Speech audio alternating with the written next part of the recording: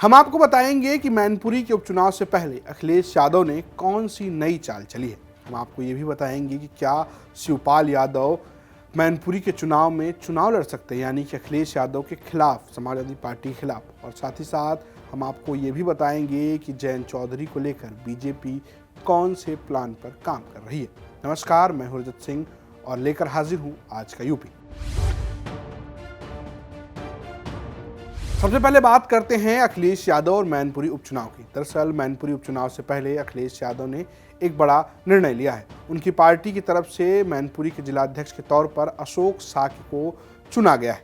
हम आपको बता दें कि अशोक साक्य पूर्व मंत्री रहे हैं और भोगांव के रहने वाले। भोगांव वो सीट है जहां पर अभी फिलहाल बीजेपी के विधायक हैं और बीजेपी यहां मजबूत है। दरअसल साक्य वोटों का समीकरण मैनपुरी में बहुत अच्छा है। वहां पर यह कहा जाता है कि ओबीसी वोटर सबसे ज्यादा हैं और उन ओबीसी वोटर्स में साक्य की संख्या नंबर 2 पर है। और इसी वजह से ये कहा जा रहा है कि अखिलेश यादव और समाजवादी पार्टी ने फैसला लिया कि जिलाध्यक्ष अशोक साक्य को बनाया जाए और इसका प्रभाव मैनपुरी की लोकसभा उपचुनाव में पड़े। दरअसल जसवंत नगर की बात की जाए, भोगांव की बात की जाए तो यहाँ पर साक्यों की संख्या अच्छी खासी है और लगातार ये चुनाव प्रभावित करते रहे। यहाँ तक कि बीजेपी ने लगातार 2 बार से साक्य उम्मीदवार ही उतारा है। अगर आप बात करें तो एक विधायक जो कि जीत चुके हैं बीजेपी के, वो भी साक्य हैं और बीजेपी ये चाहती है कि साक्य वोट उनके साथ हो, क्योंकि यहाँ पर यादव वर्सेस साक्य का खेल चलता है।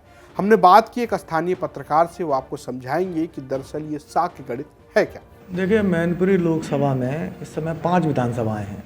इनमें से जो 4 विधानसभाएं वो मैनपुरी जिला के अंतर्गत आती हैं और जो जसवंत नगर विधानसभा है, जहाँ से कि शिवपाल यादव विधायक हैं, वो इटावा में आती है। और कास्ट फैक्टर की, अगर लोकसभा क्षेत्र के कास्ट फैक्टर की बात करें तो ओबीसी वोटर यहाँ बहुतायत में है और उस ओबीसी वोटर में जो सबसे ज़्यादा संख्या बल है, करीब 45% आप मान लीजिए, मतलब टोटल ओबीसी में 45% जो है वो यादव वोटर है।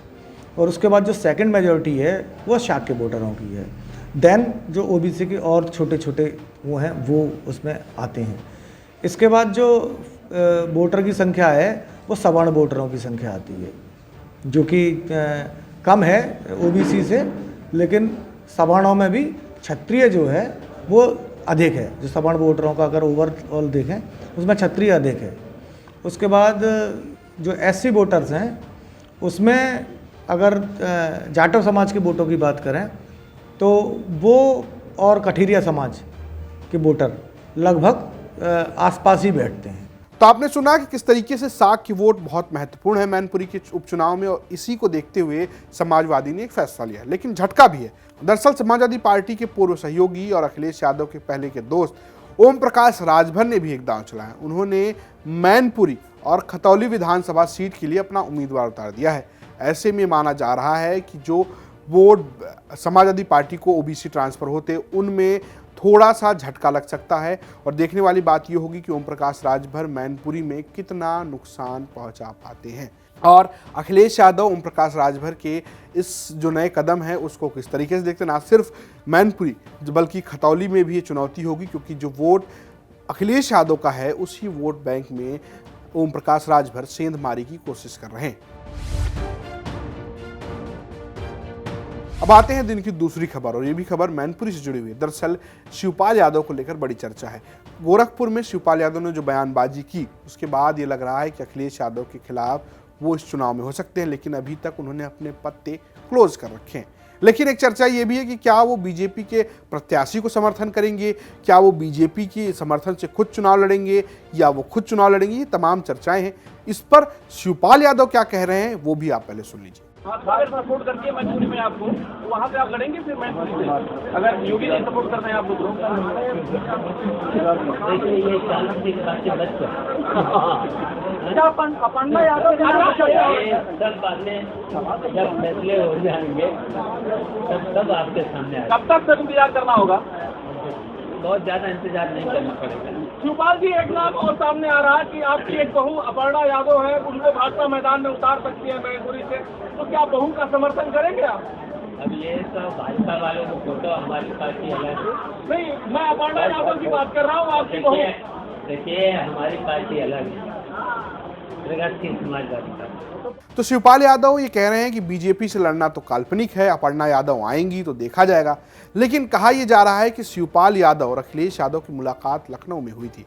लखनऊ से शिवपाल यादव चले गए और अखिलेश यादव सैफई लौट कर आए और गेम में एंट्री होती है रामगोपाल यादव की, धर्मेंद्र यादव की, और इसके बाद गोरखपुर में जाके शिवपाल यादव जो बयानबाजी करते हैं उससे सबसे ज़्यादा नुकसान अखिलेश यादव को होता हुआ दिख रहा है। ये भी कहा जा रहा है कि जब सारी चीज़ें डिक्लेयर हो जाएंगी उसके बाद शिवपाल यादव अपने पत्ते खोलेंगे। हालांकि इससे पहले उनके बेटे, शिवपाल यादव के बेटे, ये कहते रहे थे कि पार्टी और परिवार एक साथ चलेगा, लेकिन जिस तरीके से शिवपाल यादव ने अपने तेवर बदले हैं उसका नुकसान समाजवादी पार्टी को हो सकता है। हालांकि अभी तक शिवपाल यादव ने अपना पत्ता नहीं खोला है। ये कहा जा रहा था कि समाजवादी पार्टी शिवपाल यादव यानी कि अखिलेश यादव शिवपाल यादव को मैनपुरी से चुनाव लड़ा सकते हैं और मुलायम सिंह यादव के बाद उन्हें संसद भेज सकते हैं। हालांकि अभी अखिलेश यादव की तरफ से ऐसी कोई चर्चा नहीं है। जिन नामों की चर्चा है उनमें सबसे तेज नाम तेज प्रताप यादव का है। धर्मेंद्र यादव भी रेस में शामिल बताए जा रहे हैं, साथ ही साथ डिम्पल यादव भी रेस में बताई जा रही हैं। चर्चा ये भी है कि बीजेपी अपर्णा यादव को टिकट दे सकती है। तमाम चर्चाएं हैं, लेकिन अभी तक किसी ने कोई पत्ता नहीं खोला है और सब इंतजार में है कि सामने वाला पत्ता खोले तब हम अपना उम्मीदवार घोषित करें। अब आते हैं दिन की तीसरी खबर। जब हम उपचुनाव की बात कर रहे हैं, चूंकि उपचुनाव का दौर है, तो एक और जगह उपचुनाव है, वो है खतौली में। मुजफ्फरनगर की खतौली विधानसभा सीट विधायक विक्रम सैनी की सदस्यता जाने के बाद खाली हुई है और उस पर उपचुनाव हो रहे हैं। ऐसे में खतौली से विक्रम सैनी की सदस्यता खत्म होने के बाद बीजेपी ने माहौल को सेट करने की कोशिश की है। दरअसल विधायक विक्रम सैनी को मुजफ्फरनगर दंगों को लेकर 2 साल की सजा हुई, जिसके बाद जयंत चौधरी ने एक चिट्ठी लिखी। वो भी चिट्ठी लिखी उन्होंने विधानसभा अध्यक्ष सतीश महाना को, और इस चिट्ठी के बाद जो संज्ञान लिया गया उसके बाद कार्रवाई करते हुए सीट रिक्त घोषित कराई गई। अब ये माना जा रहा है कि जयंत चौधरी ने जो कदम उठाए उस वजह से यहाँ चुनाव हो रहे हैं, लेकिन अब बीजेपी इसी कदम को अपना मुद्दा बना रही है। वो सीधा सीधा ये कह रही कि जो आजमवादी हैं, यानी कि जो आजम खान के समर्थक हैं जिन्होंने मुजफ्फरनगर के दंगे कराए, अब वो वोट मांगने आ रहे हैं। सुनिए क्या कह रहे हैं केंद्रीय मंत्री संजीव बालियान। ये चुनाव कहीं न कहीं 2013 के दंगों के मामले में हमारे विधायक विक्रम सैनी जी को सजा हुई है। तो मुजफ्फरनगर की जनता निर्णय लेगी कि कौन उसके सुख दुख में उसके साथ था, कौन आजमवादी सोच के साथ है। क्योंकि 2013 में मुजफ्फरनगर दंगों की पटकथा आजम खान के द्वारा लिखी गई थी। ये चुनाव ये निर्णय करेगा, लोगों के जहन में वो बातें ताज़ा होंगी कि इस भारतीय जनता पार्टी की सरकार बनने के बाद इस जनपद में कितना बड़ा माहौल में परिवर्तन हुआ है। और हम उन लोगों को बिल्कुल नहीं भूल रहे हैं जो इस मुजफ्फरनगर की बर्बादी के और दंगों के जिम्मेदार थे, और वे ताकतें उनके साथ मिलकर चुनाव लड़ेगी तो मुजफ्फरनगर की जनता उनका अच्छी तरह मुकाबला। तो बीजेपी इस पूरे चुनाव को हिंदू बनाम मुस्लिम या कहिए कि मुजफ्फरनगर दंगे के इर्द गिर्द सेट करने की कोशिश कर रही है। संजीव बालियान यहाँ तक कह रहे हैं कि विक्रम सैनी ने खुद के लिए नहीं सड़क पर उतरे थे, वो जनता के लिए सड़क पर उतरे थे।